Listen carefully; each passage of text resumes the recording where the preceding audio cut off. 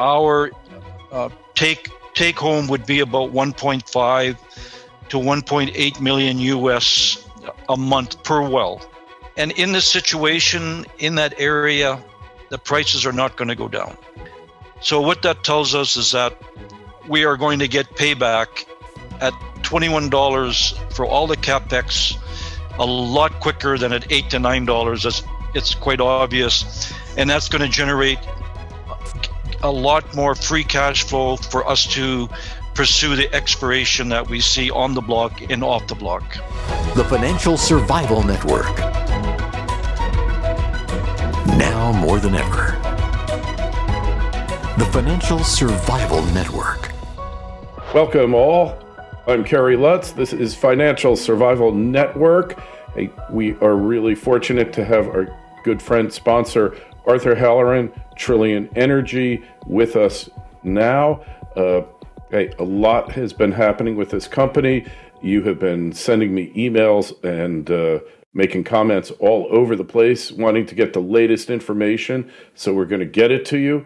I realize, Art, you had a lot going on. You're just fresh from a $22.5 million Canadian raise that was massively oversubscribed. You finally had to cut it off. What is the status now of getting the rig out there to the SASB field and commencing drilling? Yeah, Kerry, thanks for having me on. It's got to a point now where I am so tired of just talking about it all the time, but now we're actually going to start to execute the program. So, yeah, we did a brokered private placement. A brokered placement, so it's not private.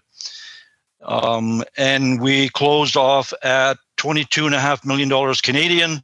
And like you say, we were oversubscribed, but with that amount in our earlier tranche of raising the Canadian money, we have enough to execute and complete our program. So the first amount of money we used, we got the rig, like I mentioned before, the rig, the long lead items, everything to secure the rig, to make sure that we have a summer spud. We've been always saying we're going to start moving the rig to the field by the end of July. So even if it gets to around August, we'll have a summer start to that program. And with this money, like I said, we'll be able to drill the program A, which was initially 5 wells, another 10 wells. And each of these wells at today's price, and the price we're getting today now is almost $21 US an MCF. And we put a conservative production profile at, say, 4.5 to well, capable of up to 7 to 10, but you'd put them on at a lower rate. Our take home would be about 1.5 to 1.8 million US a month per well in this program. All right. So obviously you got a lot more shares out than we first started talking, but the price of gas has more than tripled. And fortunately, the number of shares fully diluted outstanding hasn't tripled. It's just under double, I believe. So obviously, high prices make up for a lot of what you had to go through to raise these funds. Yeah, that's correct. So when we did our raise, the non-brokered private placement in March, we were at about 16.5 cents. And at that one, again, we were also oversubscribed, so we closed off. And now at this one, we're at 31 cents Canadian. So we basically we took home more money for half the amount of shares out. So we do have dilution, but like you mentioned, we were projecting before $8 to $9 an MCF, and now we have the actual number is $20.96, so about 21 US. And in this situation, in that area, the prices are not going to go down. We predict that 2023, when most of our program A wells will be on production, is the winter value in Turkey. And that'll be again in the 20 plus range. And in 2024, we also assume, because things are not going to change much there, they're not going to be able to bring on new gas from other sources. Again, we project $18 to $22 range. So what that tells us is that we are going to get payback at $21 for all the capex a lot quicker than at $8 to $9, as it's quite obvious. And that's going to generate a lot more free cash flow for us to pursue the exploration that we see on the block and off the block. Okay, so recently you were in Turkey, and I assume you met with your partners there in Turkey, the Turkish Petroleum Company, TPAO, I believe, and obviously you probably got a pretty good welcome there. That's correct. So we met with our partners. It was the initial meeting that I've been there. We have had many other meetings since then to make sure everything is fine. We also went and met with the government itself, the petroleum general office type thing that oversees all of it. And they're quite happy also because they realize every MCF they produce new in country will allow them not to have to import that or draw it out of their storage facilities. Because right now they have their storage facilities, partly filled with gas. They're not 100% full, and they're trying to save that for the winter. Right. So production, I mean, they're really pushing production. We know there's been, right in the vicinity, close by to SASB, 2 major strikes in the Black Sea. So this is going to turn into a major production area for nat gas, isn't it? Yeah, that's correct. So we have, like I say, those other large structures, that exploration that we're going to be looking at, and the offshore big discoveries, and they've hit again with another one. That's plus 19 TCF. And that just shows you there was a lot of gas generated in this area to charge the larger structures. And the other really good thing is that we are bringing foreign capital, because we raised the money in Canada. We're bringing it into Turkey to develop this field that has proven gas. And the gas will be on in a matter of, like I say, every 45 days a well will be finished. So we are adding, it's not, on the whole market for Turkey, it's not a big amount, but it's not, it doesn't have the lag or the time, like 2 to 3 years to provide gas. We're going to be providing new gas every month, which will help their imports. Right. Every little bit helps. For every dollar they produce in the country, that's one less dollar that they have to import from perhaps unfriendly governments like Russia. Hey, also, your Bulgarian property, what's the latest update there? Because all of a sudden, interest has really picked up on it. The asset kind of just sat around for a few years and nobody really thinking about it. I realize it's an unconventional play, coal seam methane. What's the latest there? I also believe there probably will be conventional deposits on it. So it was, because it's such a large property, it's about 91,000 acres.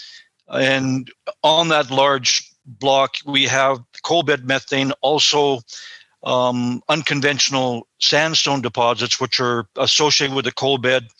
But, coal and these sandstone deposits had to be in a water environment. So somewhere in there's probably conventional river-type sands that would be able to produce gas a lot easier.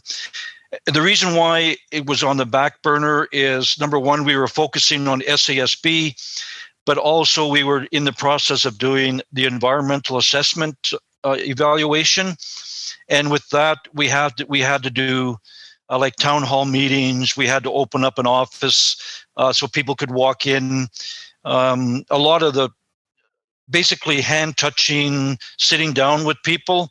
And we had to stop that because of COVID. Because, the restrictions related to COVID.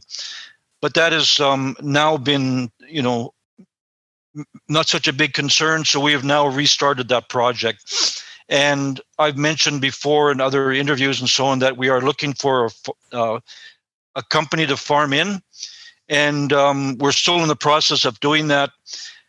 But now we're starting to say, with the really high price we're getting for the gas in Turkey, we might be able to, I don't want to say we have spare capital, but we'll have excess cash that we maybe can pursue the Bulgarian property ourselves. So we now have two options: to do it ourselves or look for a good industrial partner that has experience in coal bed methane.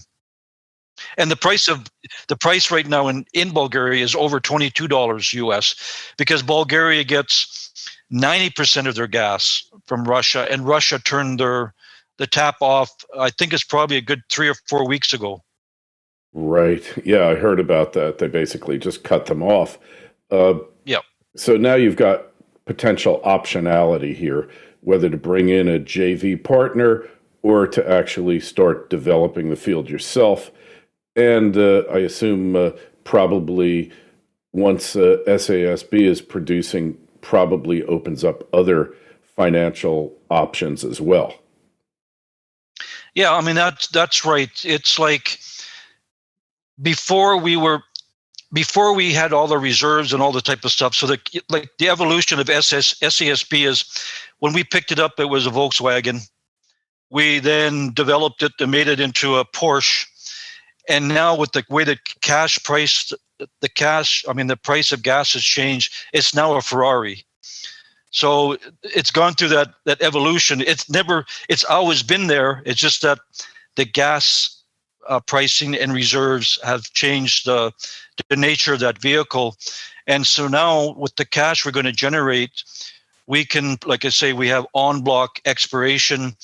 There is off-block exploration, but now we say, okay, let's start looking around for good opportunities that are undervalued. Like, look at it with a different set of eyes for other gas related projects in Turkey and maybe in the same area.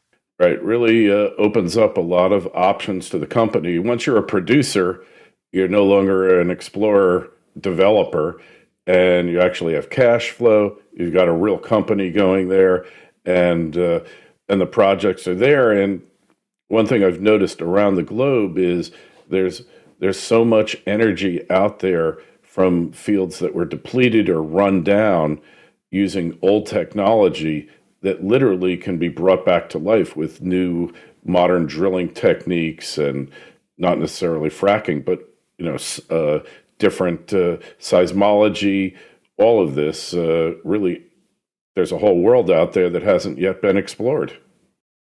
Yeah, that's correct. I mean, and when you look at the change in price that we got, so say just for SASB, the capex hasn't really changed that much. The opex has stayed the same, but we went from $8 to $9 an MCF to $21 an MCF, and that just basically says 1 billion cubic feet of gas went from a value of 9 million to a value of 20 million for the same volume of gas. So some of the other projects that we are looking at were uneconomic at $8 to $9, or were marginally economic. And the idea is that we'll take a look at the other projects, and we can't predict the price. I mean, we're not going to say 5 years down the road it'll be this price, but to capture a large value that will pay off for any development or cap expenditure in the first years, where we know we're going to have the high gas price, and then the rest we'll just start making more cash for the other projects, like grow that way. All right. Well, it sounds like a very encouraging, optimistic picture you painted here, Art. We appreciate you coming on. All of you out there, I urge you to go over to trillionenergy.com, sign up for notifications, and you'll be able to soon follow the rig as it's moved from I believe in Romania over to the Turkish part of the Black Sea. The ticker symbols on the OTC, it's TRLEF. The CSE, it's TCF. Frankfurt is Z62. If you got any questions for Art, you can always send me an email, kl@kerrylutz.com. And hey, I believe in the company, one of my largest holdings, and I'm definitely optimistic and upbeat, Art. Okay, yeah, thanks for allowing me to do the update. And before they used to say, or they still say, cash is king. Now it's gas is king, because gas is worth a lot of cash. I like it. I appreciate it. We'll talk to you again. Okay. As soon as the drilling gets underway, maybe I'll take a trip out to Turkey myself at that point. Appreciate you coming That'd on. be great. Yeah, okay. Thank you very much. Talk to you later.